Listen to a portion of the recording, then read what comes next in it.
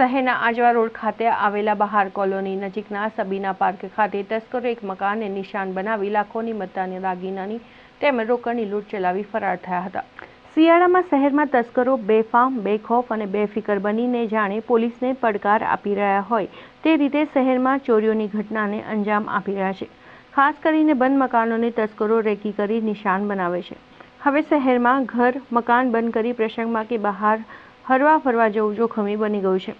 શહેરના પૂર્વ વિસ્તાર આજવા રોડ ખાતે આવેલ બહાર કોલોની નજીકના સબીના પાર્કમાં એક મકાનના સભ્યો મહારાષ્ટ્ર લગ્ન પ્રસંગ માટે ગયેલા પરિવારના મકાનને તસ્કરોએ નિશાન બનાવ્યું હતું।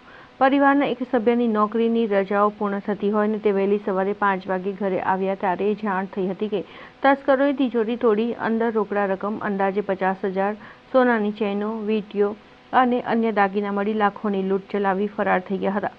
આ અંગે બાપોદ પોલીસ મથકે ફરિયાદ નોંધવામાં આવી છે।